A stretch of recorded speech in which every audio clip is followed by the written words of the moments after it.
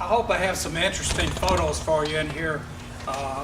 Ones I know is going to make the museum board members down in the face when I show this, but it's part of life.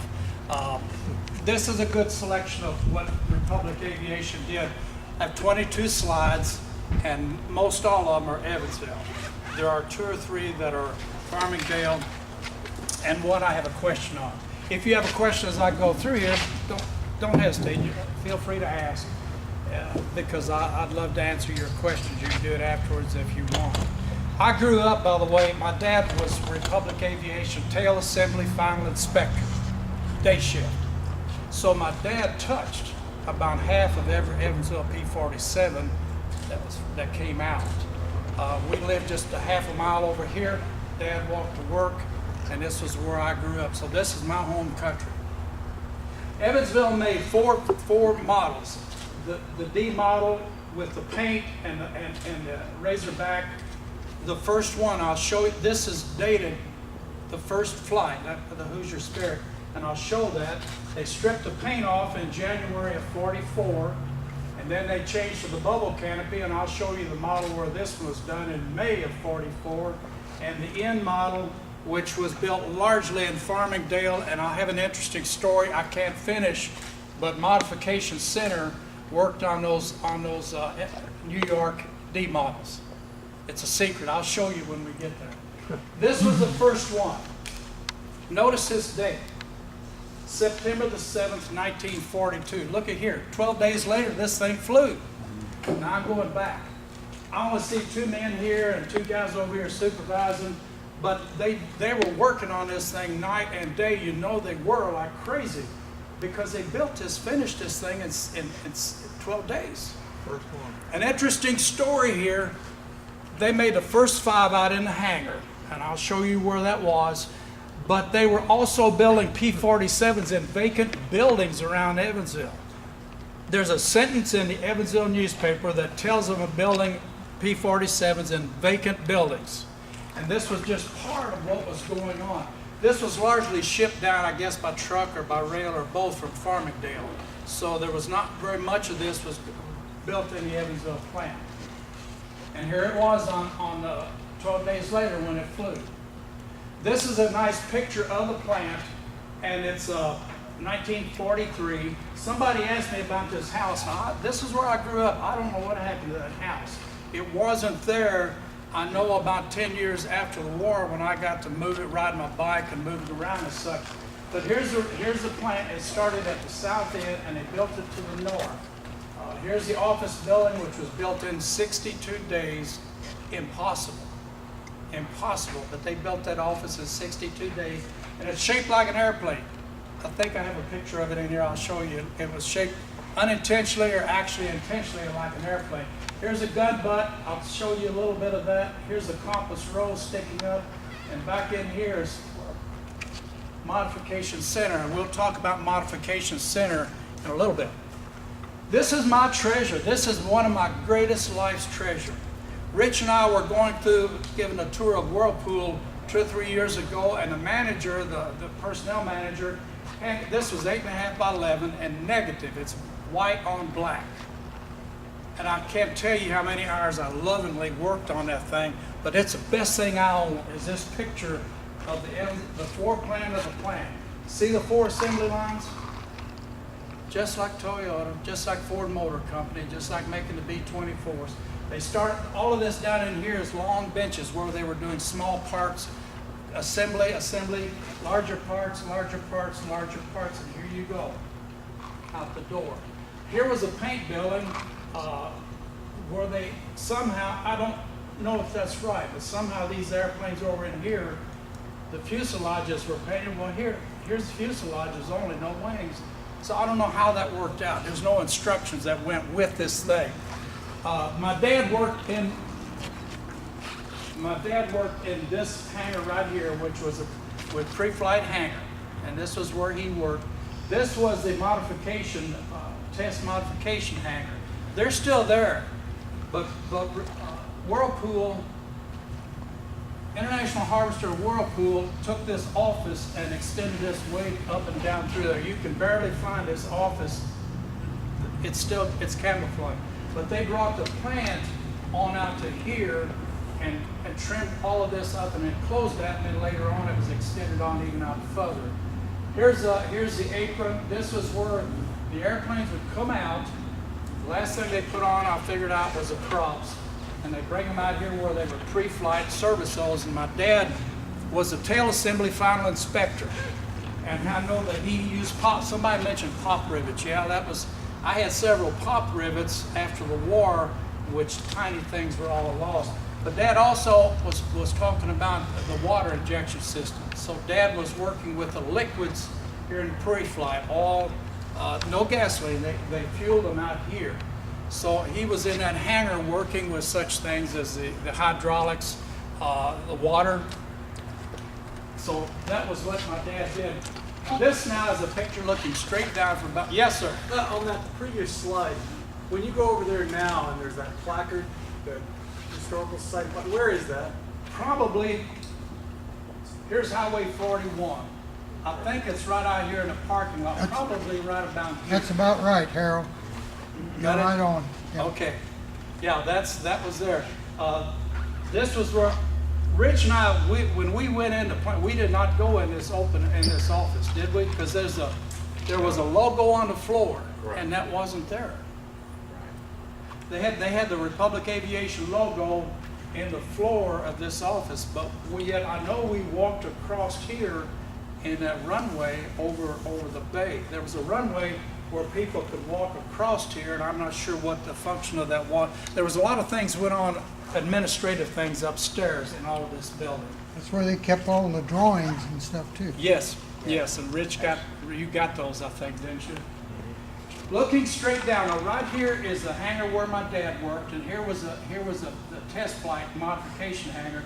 St. George Road is right down through here, but that was all closed off. See, they have apron out to here, and they opened St. George Road. You can see where it was closed with bounds of dirt right here, and those were there until, I'm going to say 1954, 1955, when they finally reopened St. George Road. Back down in here is where our trailer was. Atlas Van Lines is here right now, Highway 41. So the airplanes would come out here and be prepped. And here's what would happen. The flight engineer, who was not necessarily a pilot, but he was a skilled man. I talked with one who he was an elderly man. He lived in Owensboro. And he told me what he did when he got in an airplane.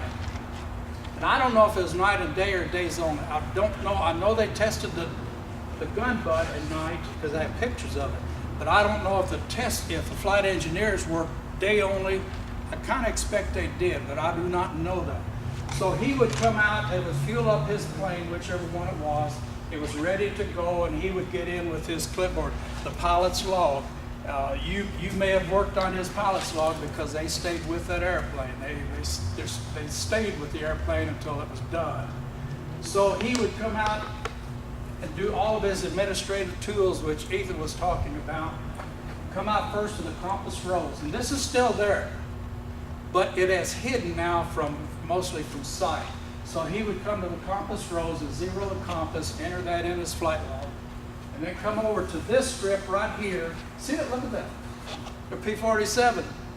Now he was doing all of these things with the instruments and everything. Burning in the brakes was one major thing the guy did. And I don't know if that meant one fast trip or 2 or 10 or 20. I don't know. The man didn't tell me, I didn't ask him that question. So, okay, he came out to here, now he goes over here and bursts the plane right here where he gets out. He puts it up against the stops and gets out, and the armament gang takes over, and they load each of the 8 guns and test fire it into the gun butt. And the gun butt was torn down, as best I can tell, maybe in the 1980s. It was there for a long time, but it's dirt. Did you know that? That's all it is dirt. Dirt and steel, and lead. I wondered how often they cleaned this thing to get that lead to recycle. Yeah, it was very valuable. It didn't waste it, but I don't know about how they went in and cleaned the gun butt and take these tons of bullet lead and take them to St. Louis. There's a 50 caliber plant in St. Louis. I don't know where else, but somewhere. So that's what would happen here. This is that apron right down in here, and this is the apron, P47 Ground. There's the compass rose, the gun butts over here, and here's modification center right here. If that building wasn't out there and you look through that door, you'd see modification center. Right now, the tower's on it and the fire and emergency building. But it was there until the plastics plant actually opened up in this after the war. One of Evansville's very first plastics plant. So it was a business operation, and came a time when they tore it down. I can only tell you, I didn't appreciate these things at that time, but the wood, the lumber, the timbers that were in that building were just magnificent. Even as a kid, I recognized that, but I really wish I had taken pictures. I found the drawings of it over here in the current administration building. Now here's modification center. These are A31 Vaultees that had been manufactured in Nashville. You can see 5 of them over here. I assume these are finished. These are being worked on and are taken in here. 900 people worked in this plant. 900 people at Modification Center. Yes? I worked at International Steel back in '62 and '3. So did I, brother. I left in '62 from International. I saw some drawings because I was the inspector, but they added on to the building or something like that. Is that right? Is that right? An interesting story. By the way, this was where these pilots had a place to sleep.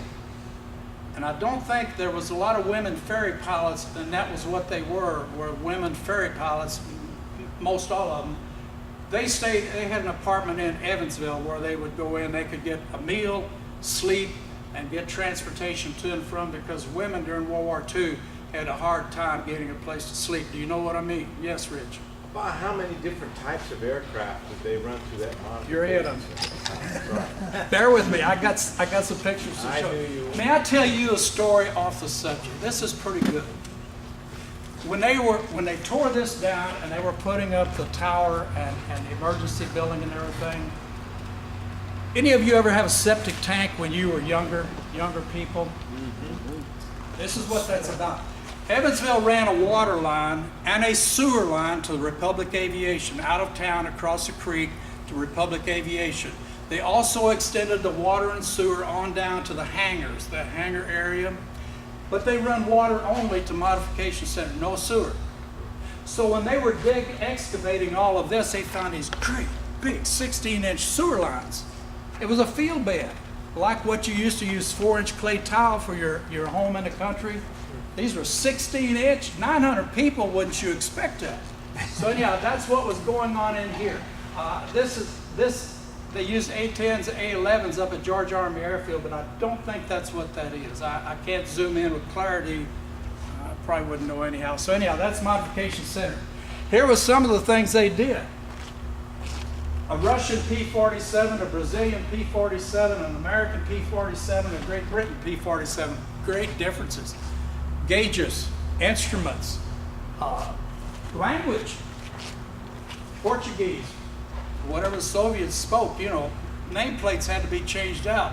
So I don't know if they took them into this plant as they were and modified them, or if they were stripped down versions without paint, without nameplates. I don't know how that worked out. And I don't know of any place to go find that. But there would be great differences among all of these airplanes right here. Superficially, you think of the things, language and metric gauges. This brave man was Herbert Field. That man, Lieutenant Field, said, "Put me a bomb on my P-47." God, they did it. It worked. This P-47 was not designed to do that. It was a combat pursuit airplane. But here it was, this guy had these men mount that bomb. Surprise, who knew? But before long, I'll show you two 1,000-pound bombs on a plane as we get over to Saipan. So anyhow, that man and his crew, that's something special that he did that. Here was the first P-47 with the bubble canopy, and notice it's P-47K.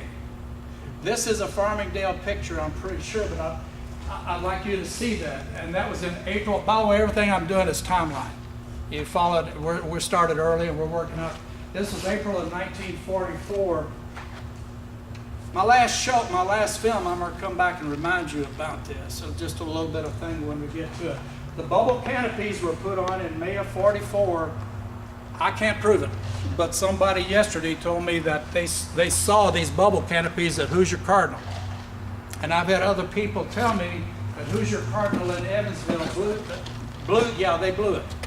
This was lucite today. Back then it was help me out, plastic. It's still around. Anyhow, Hoosier Cardinal was a plastics blower, and this was their product. Apparently, I can't document that. And they also plexiglass. Yeah. Okay. Lucite today, and plexiglass is still made. It was patented. Lucite's just a tiny bit difference, which is a General Electric product. I think they also made the nose bubble canopy for the Yes, for the B-26. A20s, yeah, and a lot of little parts Yeah. for a lot of them. You know, that Hoosier was making those. This guy right here looks like he's caulking, and they did do that. See the rivets? See the rivets they're putting in and all of these. So, but this guy's caulking, and I think the man yesterday mentioned caulking down there at the Old National Bank upstairs. Didn't they also make the empennage for the P-47? Make what? The empennage for the P-47? Yes, they did. They made all of the tail sections for the Evansville P47s, and mostly New York. Servell made all of the wings for Servell. I'm sorry, for Farmingdale, Evansville, and Niagara Falls. You know, there was a third plant. Did you know that? Yeah, at Curtis. Do you like this? They also made wings for ship overseas for repair work. Yes, fair. This was June 1944. 74 Evansville built P47s were launched from these carriers, and they flew onto Saipan. The story of these guys was they were all Evansville P47s. Notice there's a Razorback with paint. They flew them to the West Coast, loaded them on carriers, took them to Bellows Fields, Hawaii, where they were there for 1 year, year and a half, something like that. Then when we got to Saipan, we needed everything we could get. So they loaded those 74 P47s, 37 on each of these. These were Jeep carriers, lightweight carriers. And they were attacked while they were off of Saipan. Jap bombers came over. I don't show you pictures of the bombs, but they launched 4 of them to go out. Of course, the Jap bombers were not very good bombers because they were like a mile off or a half mile. But it's great to see these 2 aircraft carriers and all of these explosion geysers rising up from the ocean. But we couldn't get into that today. So anyhow, they put a sling on them. They just had a cable sling they attached to the airplane, and the catapult pulled them, and away they went. And I like this one because it's good and clear. You see the ocean beneath the wheels. Who knew? But these were Evansville-built P47s. Now here we are on Saipan, and this is by way of the Mary Lou. The Mary Lou. Look at here. She has 3 rockets. I can't see it. 3 rockets. So here she is carrying rockets in the Saipan battlefield this day, and here's before, after they put a couple of 1,000-pound bombs on her to take the next day. So this was our Evansville-built P47s doing their duty on Saipan. Thank goodness for that. The double gulch was built. There's 2 of these were built out here at modification centers. I think it was probably a bad plan because these guys are both pilots, and this, I don't know which one's a lead and which one's a trainee, but they were supposed to teach Gunnery. deflection shooting. What do you call it when the airplanes are deflection shooting? That's it, deflection. I don't know how that worked, but that was the intention of doing it. One, just to train them to fly, it's to train them to shoot. But they only built 2, and that's your clue. It wasn't a good idea. Yes? I think the one in front's a WAF, The what? the woman. You think so? That's what it said in the book where that picture was. Is that right? Yeah, That's a female pilot. yeah. Could be. Well, Harold talking about female problem, pilot. Remember, female problem. But remember Governor Orr? Yeah, his wife was. His wife, Josie, was a ferry pilot. You've told me that. That's right. She was a ferry pilot. Yeah. the governor of Indiana's wife. At the time, or later, were they married at that time? I don't know. I'm not sure when he was governor. He's a governor. famous governor. And was he from Evansville? Yes, yeah. That was in the 80s. Okay. He was governor. in We know a story, we just don't know the rest of it. There you go. Nobody there. This is a big deal. And the further I get into this, the bigger this deal is. Now remember, we're talking here military airplanes, not racing airplanes, not turboprops. We're talking about piston-driven propeller airplanes.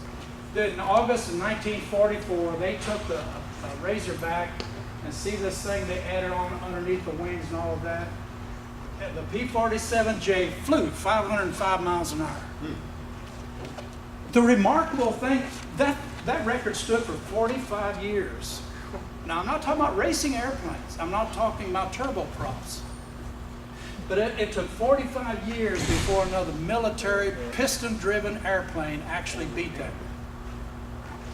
That's just simply heroic.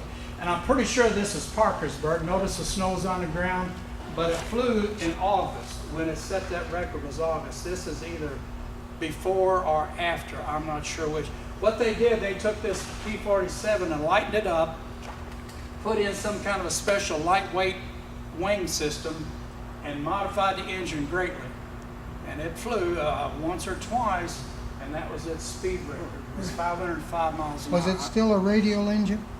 Yes. Well, That as one far as I was. know, there's not much to notice. That one was. The other one, the 72, was not. There's a Chrysler. Yeah, that's this one right here. Yeah. Yeah, that's But Chrysler. that one had a radial, Yeah, it's got still had a radial engine. This was a monster. You know, this guy was a brute. And who knows? It's really hard to find airspeed records on the web without going 1,000 deep, and I just didn't want to go there. I made several attempts, and then I found this little note about the Grumman F8F actually exceeded it 45 years later. 45 years. And that one, by the way, was highly, highly modified. Yeah, Did that. apparently, yeah. That was it not a says, standard Bearcat. Yeah, is that right? Yeah. It Look was at that modified drop. also. I knew you'd love to see that. I knew you'd fuss at me if I didn't show this. Isn't that pretty? This is kind of like a boat's propeller. It's called, this is the only information there is, swept-back propeller. That's it. That's it. The date, I've kind of guessed that because it's a D. I can tell that. I think this is Sunset Memorial Garden. I think this is a Evansville Gun Butt. I'm sorry, Compass Rose, and the Sunset Memorial Garden Cemetery, which is down at the far end of the airport. I can't document that. I can't prove that, but I think this is an Evansville picture. This is an Evansville picture. Here's a Compass Rose. Here's Sunset Garden. Oh, and another thing on here is that railroad track, Yeah. just the other side of the airport. Excellent. And you can see on here the railroad track back here. Look at that brute. They built this thing in Modification Center, and they couldn't get anybody to fly it. This guy did. It was kind of a challenge, and he did fly it. They had hoped for 500 miles an hour out of this thing. Well, look at that engine. Claimed, when I do the Wikipedia thing, it says it did fly 500 miles an hour, but it was sometime later. But at Evansville, the papers talking about 400, they don't give that speed. But it was hard to find anyone to fly it, and he did. And this was I'm wondering what that thing is right there. Is there one on the other side? Beautiful airplane, huh? Wicked. Does that look wicked? Yeah, yeah. So that was an Evansville airplane. Well, Harold, V16 Chrysler engine. V16 inline. Can you imagine That's that? from here to that door, isn't it? Yeah. Well, look at what he's got up here. He's got a whole lot going for him. And I don't know. what's down in here. There's no plans of this thing that I would know of. It's all a cooling system, that's what. It could be, yeah. Liquid cool. It's a wicked looking beast. In February 1945, they began to make the N model. Evansville was continuing with the D.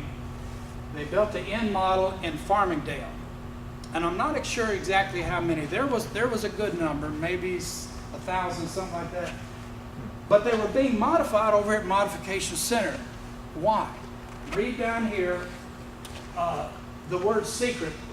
The plant manager mentioned the word secrecy. Secret.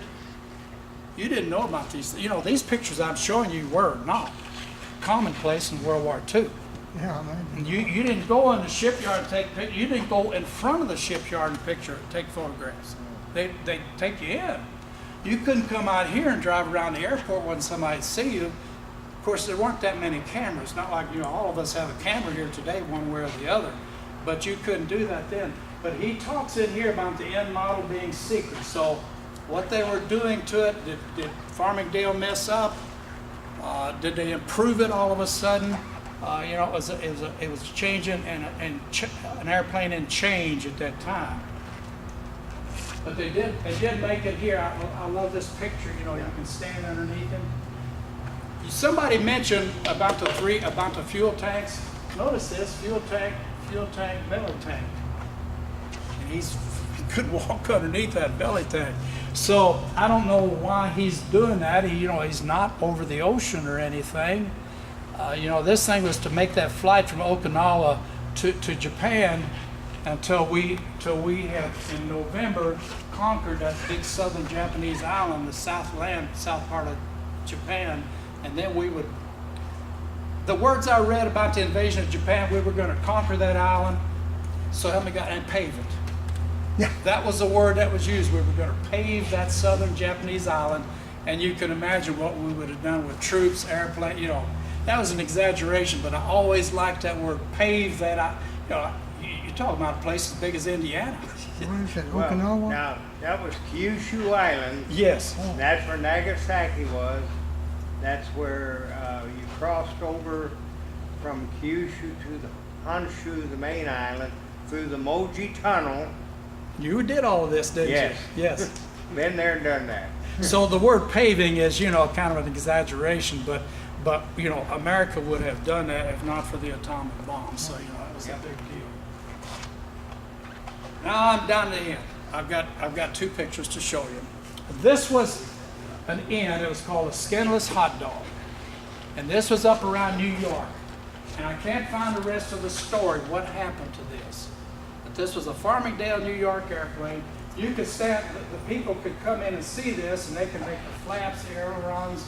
They could make a prop turn. They could do varying things from right here. So there was a big line of people to get up to see this and mess with that. What happened to it? Rich, do you know? Is this in Cradle of Aviation Museum? I don't think so. No, they have a P47 Hand, but it's not that one. Let me make you say it. I saw this. I was here on this day. Oh my. This was April 1944. I was 8 years old. And I'll tell you that I was far more interested in the ice cream. I probably hadn't had ice cream except what my grandmother's mixed up for a couple of years. You couldn't go to the store and get ice cream. You couldn't get Chesterfield or Camel cigarettes. You couldn't get steak, bacon, cheese. You couldn't get those good things. So I was more interested in the ice cream, and that's really what I remember from that day. 25,000 people came in here, and here's up close and personal. What happened to this thing? This is a picture out of Republic Aviation News, and I really need to go back and find this and read that. Central Library has the actual newspapers. Dad's copies are intermittent. I notice here's the north doors, and here's a P47 without a propeller, by the way. I guess that was to keep the people from walking into it, you think? All of these 25,000 people milling around. Notice on here, here's a wing setting over here. Who's your cardinal tail? A Serval wing. And they had an engine that was a cutaway engine where it was rotating, and people could see the pistons doing this. But what happened to that? I just rhetorically asked that question. Did they just destroy it? No. Too much money, too much manpower, too much war waste if they just tore it up. I can only guess, because there's no mention of this, and I have read all of the newspapers, front to back, through World War II. I did that. That's how I got that first book. Well, Harold, after the war, almost everywhere, if they didn't need the parts, they went to the scrapyard. By the way, this has a seat in it. This is without a seat. See the big oil tank? This has a lot of stuff in it, but this one looks to me like pretty much completely outfitted. I can only guess that they disassembled this thing and disassembled. I had to take it apart because you could not string your cable, your tubing, your conduit. You couldn't rivet without a woman being able to get inside and buck those rivets, as the lady told us this morning. Remember about bucking the rivets? It takes one woman, largely a woman outside, one woman inside, and that's about the way it was.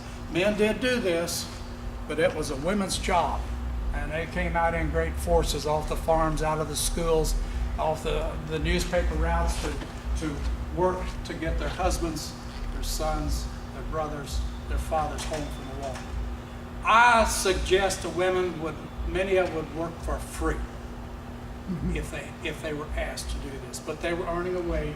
So I don't know what happened to that. And my next show is next Saturday morning at 10 o'clock at Willard Library. I'm giving a regular P47 show it's free. Whoever wants to come, it'll be an hour, 10 o'clock, Willard Library. Make yourself there. That's my show. Thank you for your attention.